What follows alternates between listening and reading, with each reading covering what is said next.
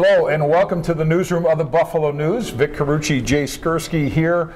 A whole lot to talk about regarding the Buffalo Bills. We are on the eve of free agency. It starts tomorrow around the National Football League, and the Bills have already been a very busy team with two huge trades over the last 5 days that really, A, have reshaped the roster in some ways, and B, puts them in position to make more moves down the line, especially at that critical quarterback position. Yeah, I know we're here to talk about free agency, but you can't help but look ahead to the draft, particularly with the moves that they've made at by moving Tyrod Taylor off the roster, moving Cordy Glenn as well, frees up some cap space. But really, I think these moves, and the Glenn trade in particular, by moving up to number 12, gets them closer. And you wrote about it. You know, they're getting into that sweet spot now of the draft where you can get a franchise quarterback or potential franchise quarterback.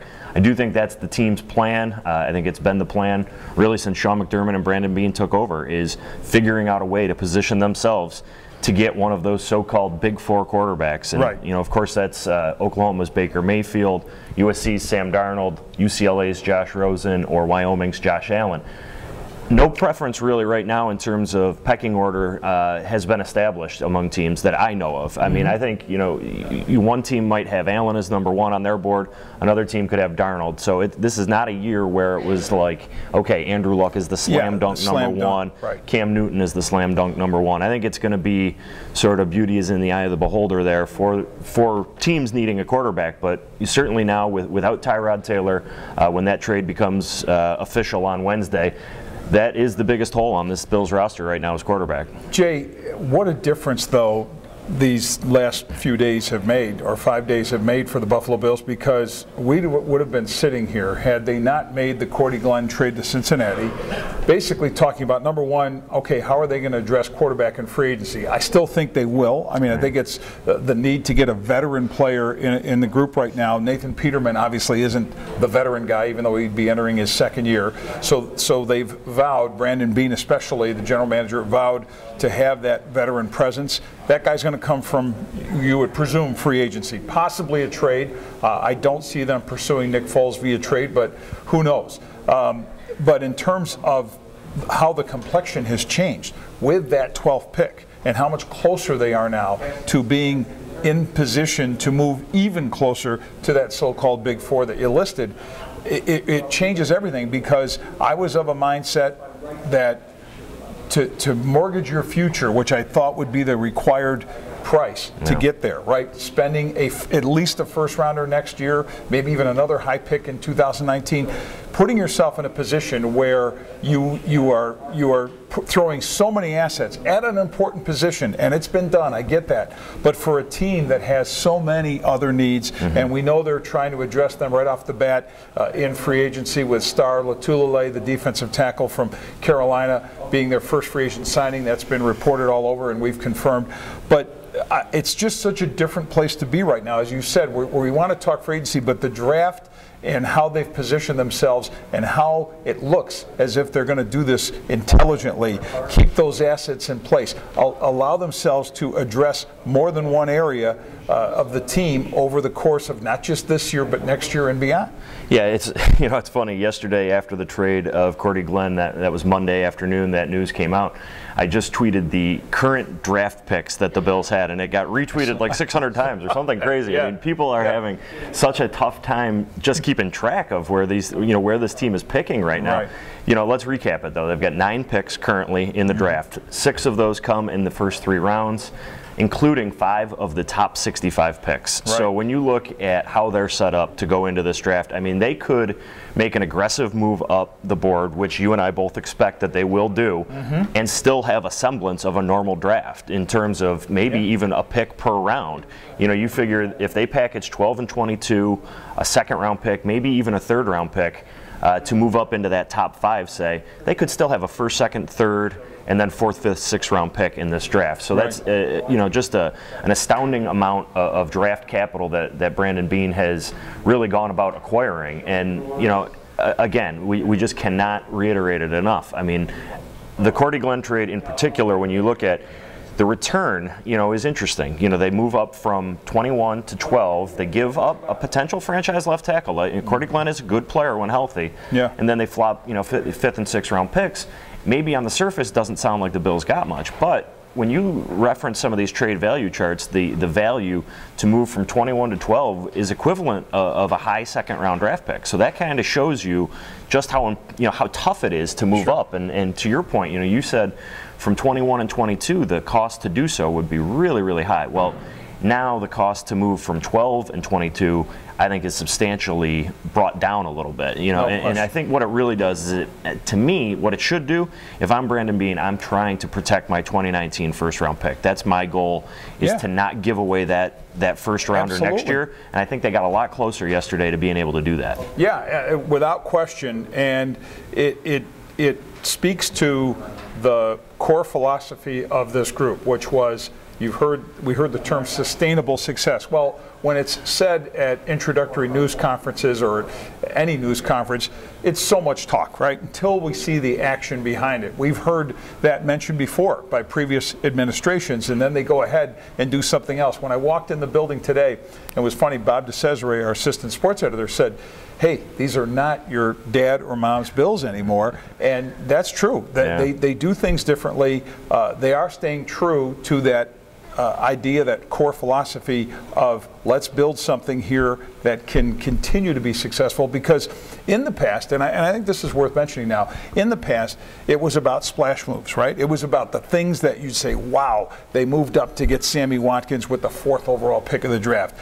They trade and get a LaShawn McCoy, who's been outstanding, but I mean, one of those wow moves. Sign Terrell Owens. Sign Terrell Owens. Right. Give the big contract to Marcel Darius. And Mario Williams. And Mario Williams to bring him in. So splash moves that clearly had no staying power as far as success is concerned. And we don't know, by the way, that what they're doing now is going to result in success. But it looks better, at least on paper, from the standpoint that, as you said, when you're not compromising something next year, to work with what you have presently and all those assets that they started building up last year to now, I think it feels better. It feels more sound and it feels more competent. When you look at some of the massive contracts that are about to be handed out in free agency, I had to laugh when you said, we're on the eve of free agency. Well, if you've been following Twitter or anything over the last couple of days, right? I mean, they might as well just say, these deals can be official. Just start it, But no, when these deals become official, I mean, the amount of money that some of these players are making. Sammy Watkins, $16 million a year. I mean, and with the amount of cap space that is available across the league for some of these teams, guys get overpaid in free agency frequently, and so building through the draft remains the most cost-effective way of constructing a team. And what Brandon Beane has done with 9 picks now, even if he does package some of those, which we expect, they are still going to be able to fill in a lot of holes through the draft. Now, of course, they're not going to be able to fill in everyone. This is a team that really throughout the roster you could make cases that they have needs at almost every position. And I think we have to start when we talk about free agency. Star Lotulelei is a guy that fits in really well for where this team had holes. I mean, defensive tackle after Marcel Darius was traded, to me, was outside of quarterback the #1 hole. By the way, breaking news, and this is why we've had our computers and phones here. It's being reported that Kyle Williams is returning for a 13th season with the Buffalo Bills at defensive tackle. So you add Star Lotulelei. Kyle comes back for a 13th year. They had said, Brandon Beane and Sean McDermott, that they wanted him back. There was obviously some negotiating going on. Clearly, they must have gotten to some point of resolving this. We'll have much more for you on this, obviously, on the Buffalo News at BN Blitz and in the Buffalo News. But it's interesting that this also happened at the same time that the news of the Star Lotulelei signing happened. Yeah, I mean, there was a need for 2 defensive tackles. Even if Kyle Williams did return, certainly that's going to help. But, you pair those 2 guys together on the interior of your defensive line, Kyle being more of the pass rushing specialist, where Star Lotulelei should help shore up that run defense, which finished 29th in the NFL last year. Certainly needs a bigger body in there to kind of be that space eater. Sure. I think that's what they're going to get with Lotulelei. And yeah, with Kyle Williams, we talked about it at the scouting combine with Brandon Beane, with Sean McDermott. It sounded like there was an interest on the Bills' part to bring him back. It had to work for both sides, but you know, as long as he's healthy, I think he can still contribute. You know, obviously a lot of this will be, you know, dependent on the salaries for both. Sure. For Lotulelei, we haven't been able to track down those numbers just yet. And it'll be interesting to see what Kyle gets too. You know, made $7 million last year. I don't expect that his contract will be quite that you know, large this year, but we'll see. But I mean, enough to encourage him to come back for a 13th year. So it had to be big enough to bring decent him, enough, or some level of guaranteed money. We'll see all the details. Yeah, but I think maybe now might be a good time. We'll take a quick break, and then we can come back and answer a few questions. How's that sound? That sounds like a plan. All right, we'll be back for more.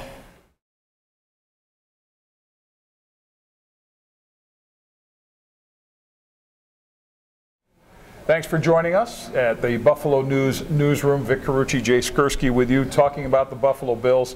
And yeah, it's not, I mean, technically the eve of free agency, but things are happening and happening fast. We just learned, of course, that Kyle Williams signed a one-year deal to return for a 13th season with the Buffalo Bills. It's reported to be $6 million, $5 million of which is guaranteed. Jay, that would explain a lot about why Kyle Williams is coming back for more. Well, you mentioned it. You know, the Bills had to make it worth it for Kyle to decide to come back, and this is pretty good money for him. You know, just $1 million less than what he made last year. I think that's fair for both sides, given his age and, you know, maybe a slight dip in production that he did have last year. But when you do pair him with Star Lotulelei, you know, that gives you a really nice inside presence. And Kyle, as I had mentioned, can sort of be that pass rushing disruptor in the middle of the defense, where Lotulelei will focus more on occupying blockers, trying to take up space, and freeing up other guys on that defensive line and in the linebacking group to make plays. All right. We should talk about some of the needs that are left for this team to address, and there are a bunch of them. I would say after the trade that sent Cordy Glenn to the Cincinnati Bengals, even though Deion Dawkins, a draft pick from last year, is there to start for the left tackle position as he did for most of last season, I'd still say tackle remains a need for this football team. Yeah, I think, you know, maybe a person with positional versatility, flexibility that could play guard or tackle might help that offensive line. You want to get younger, I think, particularly at guard too, where you have Richie Incognito in the last year of his deal. Vlad Dukas is a veteran who's been around for a while. You do have Ryan Groy, who, you know, I think should step in for Eric Wood. I think he's more than capable. I know there is some maybe question or you know, some talk. You know, you see a lot of these mock drafts where they have the Bills taking a center in the first or second round. I would stay away. I think Groy can handle that job. But I do think, you know, if you can find some younger depth, maybe to develop behind Incognito and Dukas particularly, and maybe to help out at tackle in a pinch. But I think they're, you know, I still think they're okay at tackle. They don't make that Cordy Glenn move if they didn't trust Deion Dawkins. And you know, I know they've got Jordan Mills on the right side. It seems like every year we talk about, you know, are they going to be able to replace Jordan Mills? And he just keeps coming back for another season. You also have to remember they've got Connor McDermott, who spent the entire season on the 53-man roster last year, didn't play really at all, I think, offensively, and only very, very sparingly on special teams. But there's a reason they kept him around too. So he's one of those young sort of tackle prospects. To me, the biggest need now, I think, is linebacker. What do they do with Preston Brown? Is he re-signed? If not, you know, you've got a starting middle linebacker, a guy that in Sean McDermott's defense. Think about the way they used Luke Kuechly down in Carolina, a player to make a lot of tackles in a behind those two tackles, a volume tackles, sort of a volume player that's going to be counted on to do a lot for that defense. Is that Preston Brown or is it somebody else? That's a big question right now. Yeah, I think there would still be this sense, even though Preston had those numbers leading the league in tackles, that doesn't tell you everything that you want from the player. And there's a lot to like about Preston Brown, and I think in general the Bills like him. But is he a better fit in another scheme and perhaps more of a 3-4 type of look? Is he athletic enough for what they want? You know, they want speed in that linebacking group. And when you look at Matt Milano, who was able to come in as a rookie last year, I think his athleticism was a big part of why he ended up winning a starting job. And then opposite him, you know, you've got Lorenzo Alexander, going to be 35 years old next year. what's his best role for this team moving forward? How does he fit in? So I think, now that they've addressed defensive tackle with Latulele, with bringing Kyle Williams back, now you go to that next wave of the front seven defensively for me. Yeah. Wide receiver would be an area also to address in some form. And again, a lot of these spots that we're talking about, the needs are there, but with all those draft picks, and on the assumption that they're not putting too many of them into a package that would allow them to get the quarterback, those will be used for those positions that also need to be addressed. Yeah, absolutely. And I think that with with wide receiver in particular, and actually that was one of the questions that we had here submitted. So let's just get into it right now. Let's get into some of the questions that how do you help whoever it is that is quarterback? With wide receiver, the very top of that free agent market, I don't think is where the Bills are going to go fishing in that pond. I mean, Sammy Watkins, $16 million a year. I think Allen Robinson with the Chicago Bears, right around that number, might have been $15 million a year. Right. That to me is too rich for the Bills. I don't think that they're going to be looking that way at finding a guy to come in. I mean, when you look at Kelvin Benjamin, who you have to hope is your #1 receiver, you've got Zay Jones returning, so you want to add a player in that mix that can be, I think, a part of that top three, whether that's the draft or free agency. It'll be interesting because it's not a particularly strong year for wide receiver in the draft. And then free agency, like we mentioned earlier, you tend to overpay in free agency. You're gonna you might have to do that to find a player that maybe fits in with those other two. And I can't say, I'm sorry, I can't see Sean McDermott wanting to overpay for a wide receiver. No, I don't. I see him overpaying for anything. But keep in mind, this is the same guy whose first 2 free agent signings of his head coaching career were safeties, right? And Micah Hyde, Jordan Poyer. I mean, he is very much of a build it from the inside out mentality, build the defense from the back to the front. So I think in terms of investments, they're going to have to be of the sound variety. Spending a lot of money for a wideout does not fit what they do. Right. A couple names that I would maybe keep an eye on, that just from my research, that I think would maybe fit well within what the Bills need in terms of, to me, what they need is a speed option, somebody that can stretch the field vertically. Atlanta, Taylor Gabriel, a guy that really had kind of a down year last year with the Falcons, but I think maybe he's a guy that you might be able to capitalize in terms of price on the fact that he's not coming off a particularly strong statistical season. Paul Richardson in Seattle is a guy that I think might be one of those overpaid type guys. He's a former second-round pick. I think he might price himself out of the Bills market, but he's a name that would fit. So those are just a couple of options to maybe consider as free agency sort of gets here. All right. Any other questions? Yeah. So let's talk some numbers here. We had a question about cap space in regards to actually the 2019 season, but let's recap where they're at right now for the 2018 season. After the trades of Tyrod Taylor and Cordy Glenn are made official, by our calculations here at the News, we have them at $37.1 million in space. Okay, sounds like a lot of money, but it goes quick. It goes quick. Keeping in mind some of that is held back for draft. For the draft, right? You're going to need about $9 million for your draft picks, assuming they don't move around. But let's just call it $9 million for now. So that drops you down to about $26.1 million. Kyle Williams gets a $6 million deal. Now you're at $20 million. We still don't know the terms on Latulele, but that's going to be substantial too. So as you can see, that money is going to go real fast. You're probably in the 20s as we speak, the original from that original 37. Yeah, exactly. So that money, so there are still moves to be made, maybe in terms of releases, maybe contract restructurings for this team. I know $37 million, people hear that figure, it sounds like a lot of money. It really isn't. But in reference to the question in particular, this team is now set up remarkably well for salary cap space in 2019. By our estimation right now, we're looking at about $100 million in cap space. Yeah, high 90s. Big reason for that is this team has what they call dead money, a whole bunch of it this year, $36 million. For those unfamiliar with the term dead money, basically what it is it's money that's already been paid out to players who are no longer on the team. Right. So you're talking Tyrod Taylor, you're talking Cordy Glenn, you're talking Marcel Darius. Those 3 players alone make up a vast majority of that dead money figure. The good news is after 2018, that all goes away. Right. So 2019, they're in a much, much better salary cap position.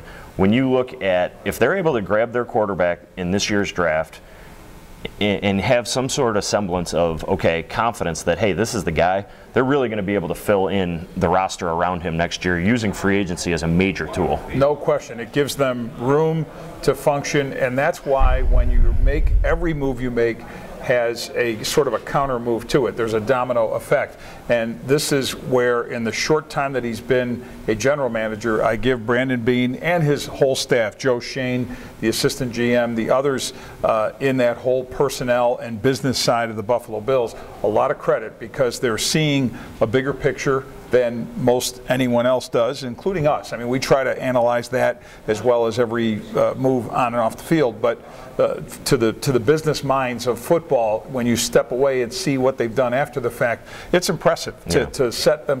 You probably can't set yourself up that much better. Now, again, this always has that qualifier.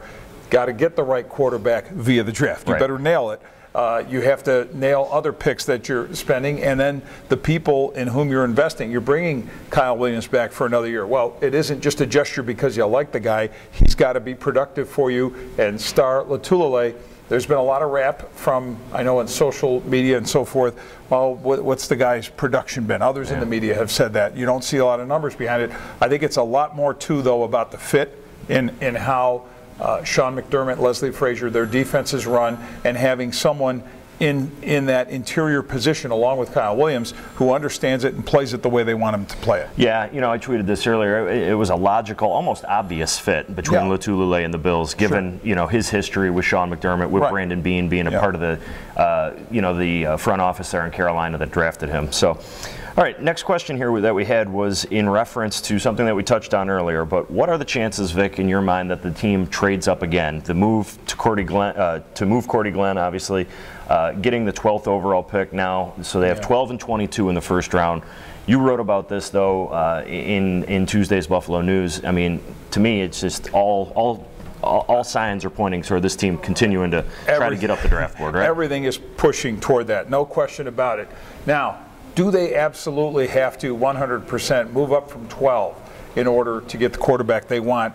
My answer on that is no, not necessarily. They could sit right there and have that targeted player fall to them. Keep in mind, they do their mock drafts. All those mock drafts you see the pundits do and fans do and people have fun with, this is done internally with theirs. They hope is done with a level of gathered intelligence from all the staff that they have to do their best educated guess on how this draft will unfold. And there is part of me that thinks that they think 12 could be the nice landing spot for someone they like. For the sake of using a name, Josh Allen from Wyoming. I'm just throwing a name there. I don't know for a fact that that's what they're doing or that they believe he's there at 12. So it's probably a 50-50 thing. And if they have to go up from 12, I think they can do it with 2018 assets. I think they can do it with some other premium picks, either in rounds 2 or 3, combination of those to get there. As you said earlier, and I'll say it again, I think the goal would be to move up as high as they can possibly move up without spending a first-round pick next year.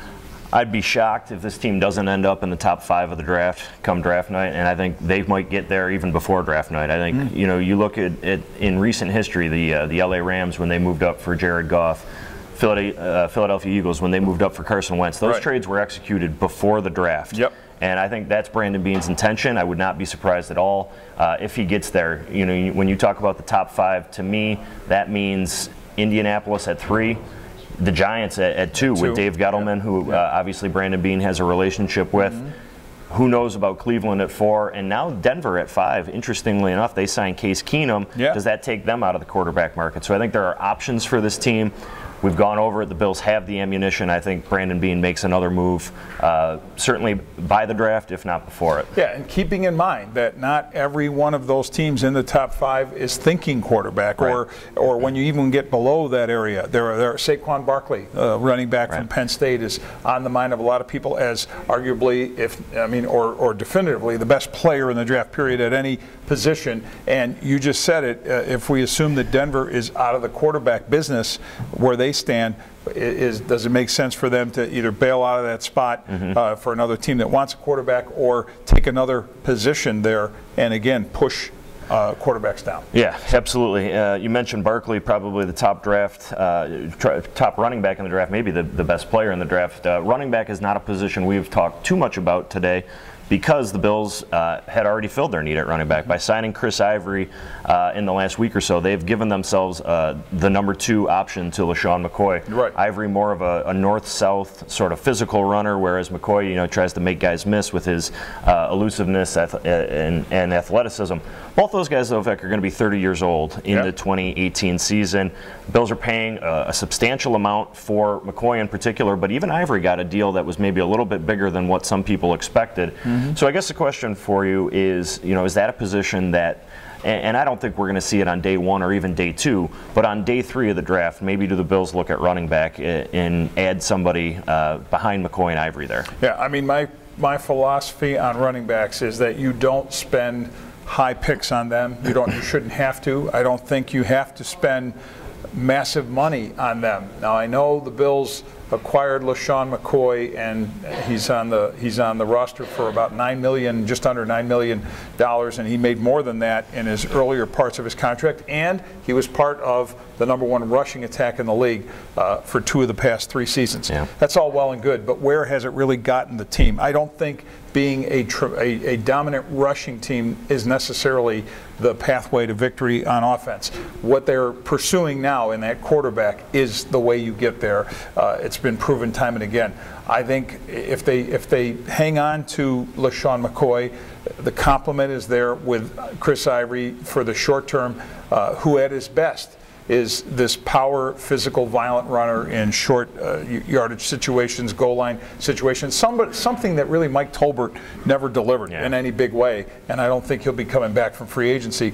But yes, it makes sense to me to get another young back in the pipeline, and maybe it's more of a mid-round type of player, but I would not, if it comes down to the needs that we've been talking about as far as priorities, linebacker, wide receiver, O-line, even D-line. You got to get a pass rusher somewhere out of this, an edge rusher, I think, to complement what's going on with the highest paid player on the team, and that's Jerry Hughes right now. I think running back would be something down the line. So, to your point about, not drafting real high at the position for running back, look at 2 of the most productive, explosive rookies in the NFL last year. Hunt. Alvin Kamara. Alvin Kamara from New Orleans, and Hunt from Kansas City, both taken in the 3rd round. Right. So there's value in those mid to later rounds at the position. Yeah. If the Bills still have 2 third-round draft picks on draft night and have figured out a way to move up without giving those assets up to get the quarterback, I wouldn't be opposed to seeing a running back added in that 3rd to 4th round range. That's a nice place. Right. All right. Well, we appreciate the questions that you sent to us. We appreciate the fact that you're checking things out on Beyond Blitz, and we highly encourage you to do that, as well as check out what's in the Buffalo News. And we'll do more of this. This was kind of a fun thing. There's a lot to talk about now, and there's going to be more conversation ongoing through this offseason than, of course, as we get into the season. So, for Jay Skurski, I'm Vic Carucci saying to check back for much, much more on the Beyond Blitz.